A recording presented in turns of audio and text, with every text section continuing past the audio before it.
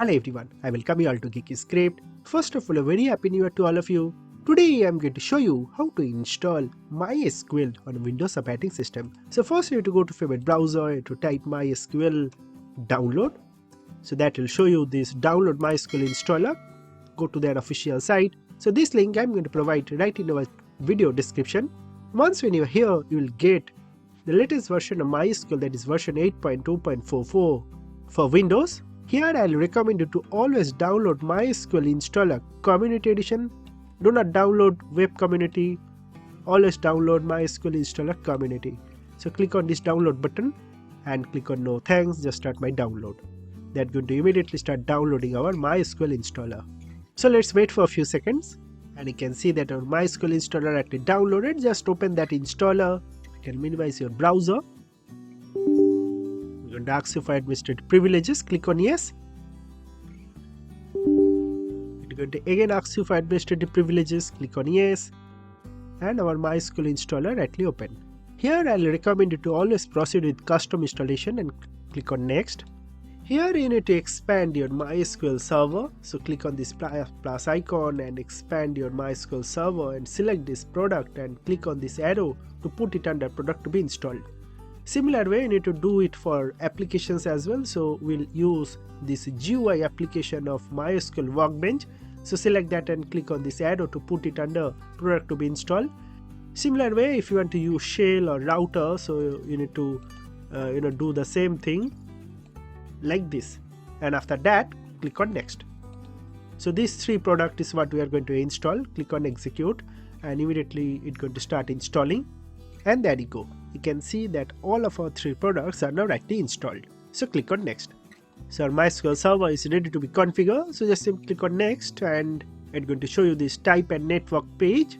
Here also you need to keep everything as default and going to click on next. Here also you need to keep it default and click on next. Here you need to provide a MySQL root password and repeat that password, or if you want to create a new user. So for that you need to proceed with add user. Again, I have a video about how to create a new user for MySQL, so please do follow that video to know how to add a user. For now, I'm going to use default root user, so I'm going to type that password of root and I'm going to repeat that of password of root and going to click on next. Again, click on next.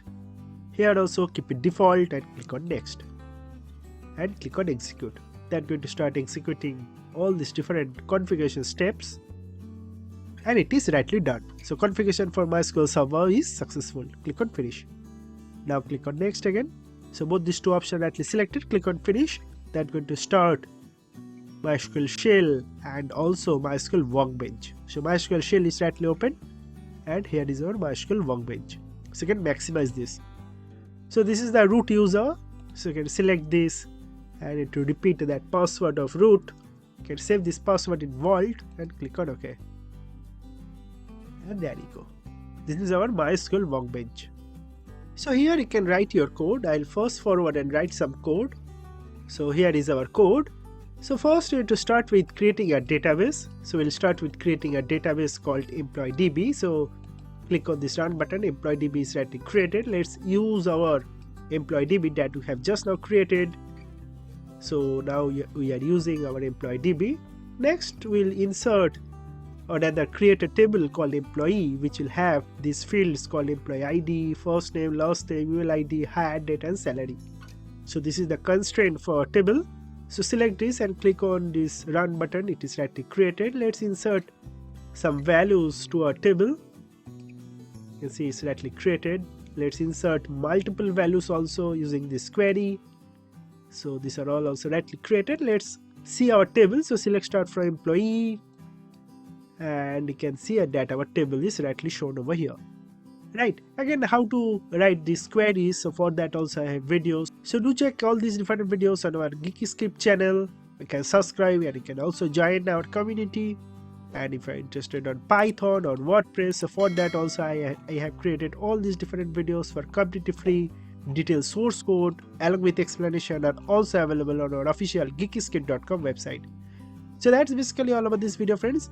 Thank you very much for watching this video and God bless you all.